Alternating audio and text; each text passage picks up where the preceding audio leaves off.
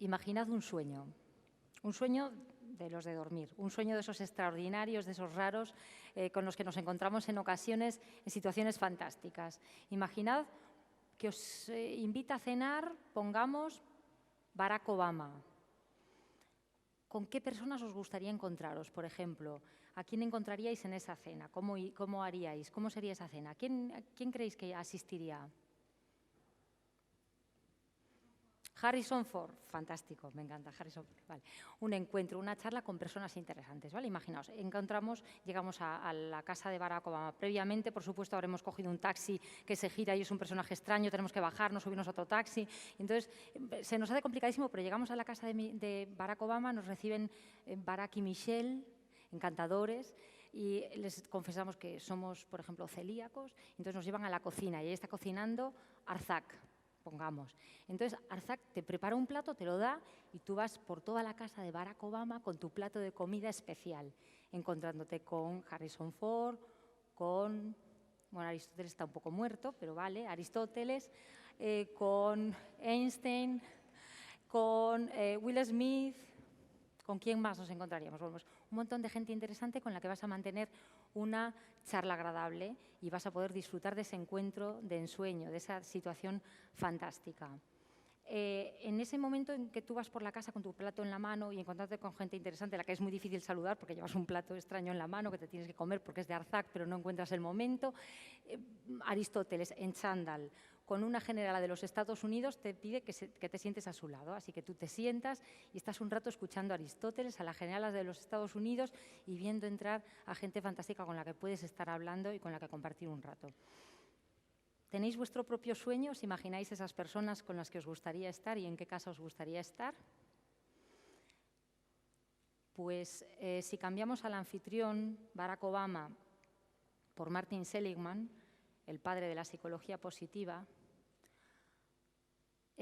a todas esas personas famosas o conocidas con las que querríamos estar, por los mejores o mayores investigadores del mundo en el ámbito de la psicología, ese es el sueño que a mí se me hizo realidad la primera vez que fui a Filadelfia y que le solicité un encuentro a Martin Seligman. No cambiamos tampoco, cambiamos a Aristóteles por Philip Zimbardo en chándal con una generala de los Estados Unidos. El plato tampoco lo cambiamos, el taxi tampoco. Bien, y ese fue mi sueño, un sueño hecho realidad por una carta y la ley del 50%. La ley que quiero compartir ahora mismo con vosotros.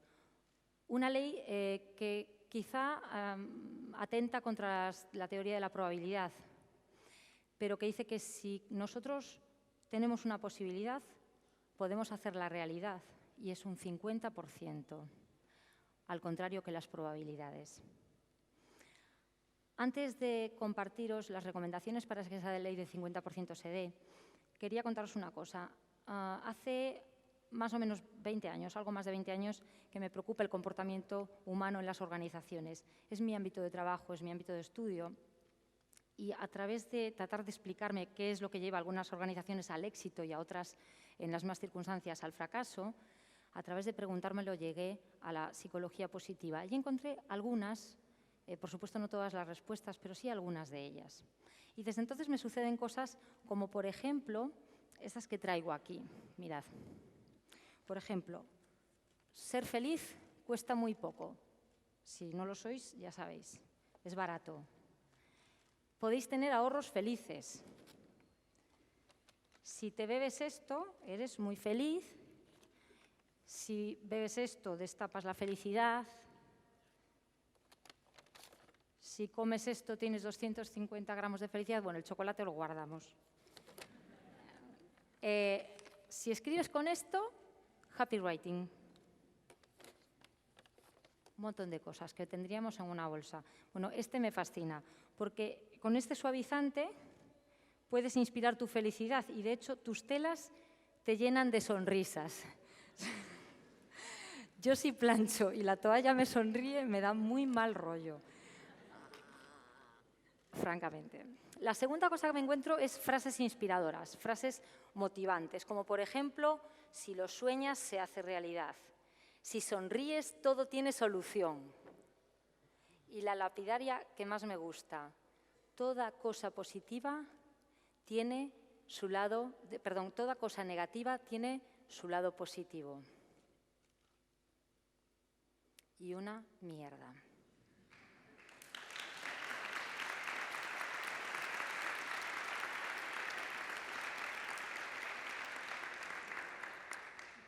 Una mierda. Hay cosas negativas que son negativas y no tienen por dónde cogerlas. Son malas y pasan y son malísimas por vueltas que le des. Las pongas boca abajo, boca arriba, de medio lado o te des la vuelta. Son malas y ya está. Y esas no tienen nada de positivo. 2 de cada 3 personas a lo largo de su vida sufre una adversidad severa. La mayoría de los estudios lo dicen así. 2 de cada 3 personas, por eso la mayoría de vosotros sabéis a qué me estoy refiriendo. 2 de cada 3 personas sufre un trauma, una pérdida, algo muy doloroso que por las vueltas que le demos no va a tener una faceta positiva. La buena noticia, la que nos dice la ciencia, es que la mayoría de nosotros, el 90% entre 1 y 2 años, se repone. No solo Bonanno, los estudios de muchos autores, como Carmelo Vázquez, nuestro español ilustre, nos dicen que esto es así. La mayoría nos reponemos. La mala noticia, desde mi punto de vista, es que esto es estadística.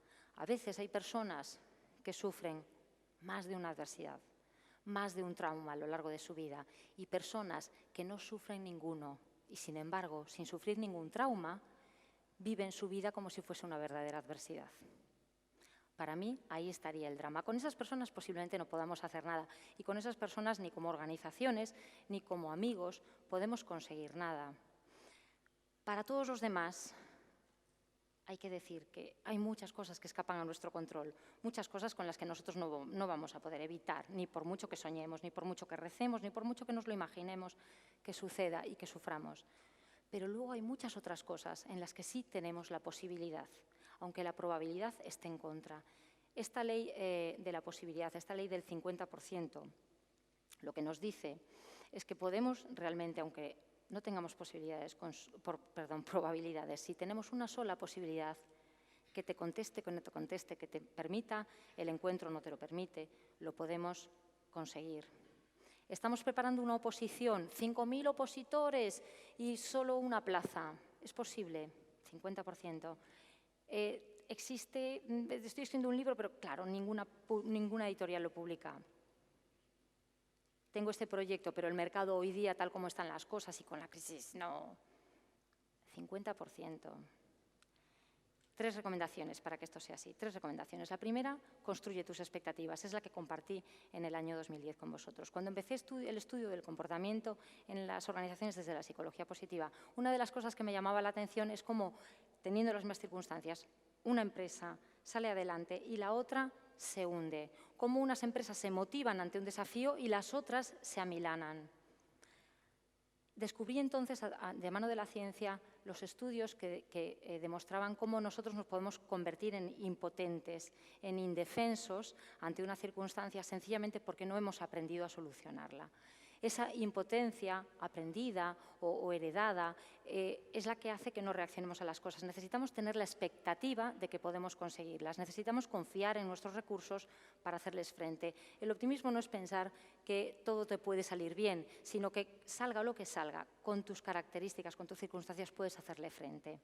Construye tus expectativas, porque solo de las expectativas se alimenta una voluntad, un intento, una intención de hacer las cosas. Necesitamos voluntad, porque la voluntad es la que realmente alimenta los motivos. Cuando nosotros tenemos voluntad, yo no creo ya en la motivación. La voluntad se inventa los motivos. La falta de voluntad se inventa las excusas.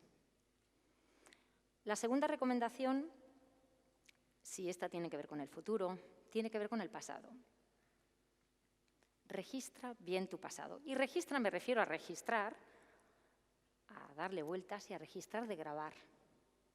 ¿Qué hacemos realmente con nuestro pasado? Las cosas que suceden nosotros las archivamos, las almacenamos en la memoria. Nuestra memoria es una memoria imperfecta. Es imperfecta porque no lo graba todo y porque graba mal.